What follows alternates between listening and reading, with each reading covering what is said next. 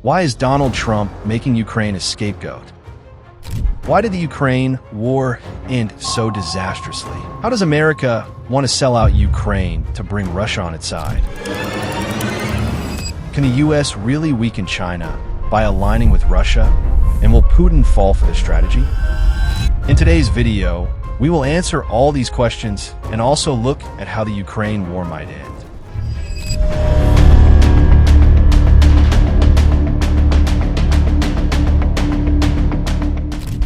Henry Kissinger once said, "Being America's enemy can be dangerous, but being its friend is even more dangerous." Today, this statement has become a painful truth for Ukraine. Donald Trump's drastically changed stance on Ukraine has caused unease not only in Europe, but also within the U.S. There was a time when America strongly supported providing military aid to Ukraine and continuously pushed it into war. But now it seeks a deal with Russia that would leave Ukraine abandoned. According to reports, Trump's team has offered several concessions to Russia in secret negotiations, such as giving up parts of Ukrainian territory to Russia, lifting sanctions on Russia, reducing U.S. military presence in Eastern Europe, not imposing tariffs on Russia, and permanently closing Ukraine's path to NATO membership. But so far, Russia has not made any significant counteroffers.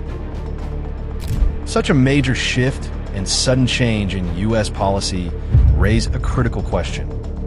Why is Trump willing to give up so much? What does Trump hope to gain from this potential agreement with Putin? And is sacrificing Ukraine, a country supported by both American political parties, the right decision? To understand Trump's goals, we need to take a step back and look at the strategic map.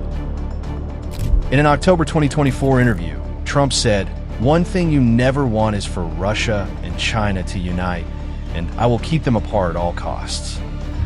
So as a student of history, which I am, and I've watched it all, the first thing you learn is you don't want Russia and China to get together. The Ukraine war has lasted longer than expected and is draining America's attention and resources. Trump believes the time has come to prioritize stopping China rather than getting entangled in Eastern Europe. In a way, Trump's strategy of favoring Russia mirrors the strategy once crafted by the famous U.S. Secretary of State Henry Kissinger. For example, to isolate a larger adversary by aligning with a smaller one. In the past, America moved closer to China to weaken the Soviet Union. Now Trump wants to reverse that game. America now seeks to embrace Russia to halt China's rise. The U.S. views Russia as a friendly country, no longer a threat. In this context, Ukraine has become merely a pawn in a larger geopolitical chessboard, sacrificed at the altar of grand strategy. Of course, both Moscow and Beijing are aware of Trump's maneuvering. Sensing this shift, China has also started strengthening its ties with Russia, conducting joint naval drills, holding nuclear negotiations, and increasing imports of Russian goods. China's import of Russian oil has reached record levels, and bilateral trade is at an all-time high. Meanwhile, details of Trump's Ukraine deal remain scarce. U.S. and Russian officials have not disclosed much, only stating to the media that talks are ongoing and the war is at a very unstable point. Back in November 2024, the Biden administration had allowed Ukraine to use long-range missiles to strike internationally recognized Russian territories. Ukraine used U.S. ATACMS and British Storm Shadow missiles to target major Russian cities, further escalating tensions. Although casualties were limited, the symbolic impact was deep. Russia views such attacks as NATO aggression, as these weapons require Western technical support. Будет означать, что страны НАТО, США, европейские страны воюют с Россией. According to Putin, Ukraine's use of such weapons indicates NATO involvement. He considers attacks on Russian territories a red line. In response, the Kremlin amended its nuclear policy in November 2024, loosening conditions for using nuclear weapons, especially against non-nuclear countries like Ukraine. Putin announced that Russia would now respond with nuclear weapons if attacked in this way. To send a clear message, Russia fired a nuclear-capable missile at a military base in Dnipro, Ukraine, in an attack that caused minimal damage but was a serious signal. Then in February 2025, a Russian drone targeted Ukraine's Chernobyl plant, severely damaging its structure. Although no radiation leaked, this incident highlighted how grave the nuclear risks have become. The threat of nuclear war is one reason Trump wants to end the conflict. Trump seeks a ceasefire in which Ukraine surrenders its land, sovereignty, and resources in exchange for peace, while Trump in return hopes to pull Russia into an anti-China camp. By making Ukraine the scapegoat and offering it to Russia, Trump wants Russia's loyalty against China. But however brilliant the plan may seem, it is fundamentally flawed from a historical and contemporary perspective. In the past, Kissinger's Cold War diplomacy succeeded because China and the Soviet Union were already rivals, both looking to improve ties with the US under specific conditions. Today's landscape is different. Although Russia and China are not ideologically aligned, they are practically united, brought together by a shared fear of the US.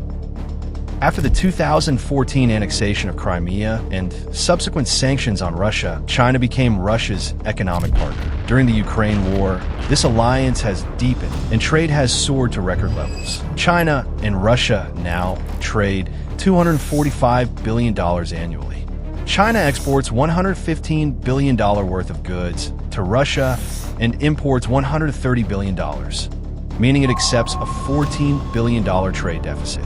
Meanwhile, due to sanctions and even before them, U.S.-Russia trade remains minimal or non-existent. Joint military exercises, intelligence sharing, and defense technology cooperation have also strengthened China-Russia ties. Russia supplies China with raw materials and subsidized energy, while China provides industrial goods. This alliance gives both nations the capability to challenge the West in Eurasia. The China-Russia alliance is now a formidable force that Washington fears. However, Trump's idea of winning over Russia isn't new. In his first term, Kissinger himself advised improving U.S.-Russia relations to balance against China. But now, such an outcome seems unlikely. It's too late. The Ukraine war has hardened Europe's stance. Europe sees Russia as a permanent threat, and sanctions are deeply entrenched. If Trump wants to lure Putin, he would have to offer something that China cannot. Given the current economic cooperation and shared interests between China and Russia, this seems nearly impossible. Still, the U.S. holds some cards. Reports suggest Trump's team is considering withdrawing U.S. troops from NATO countries that joined after 1990, like Poland, Romania, and the Baltic states.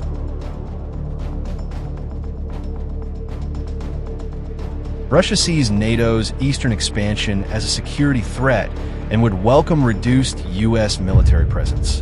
By 2022, the U.S. had over 100,000 troops in Europe, thousands of whom were stationed in Poland, Lithuania, and other eastern nations. If Trump withdraws these troops, it would be a major strategic favor for Russia. But even such a step is unlikely to pull Russia away from China.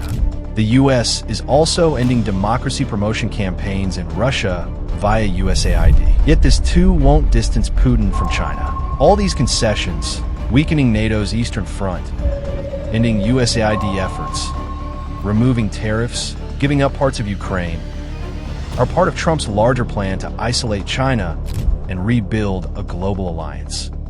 This is Trump's strategy. As I mentioned before, even with this framework, it's unclear whether Russia will come on board.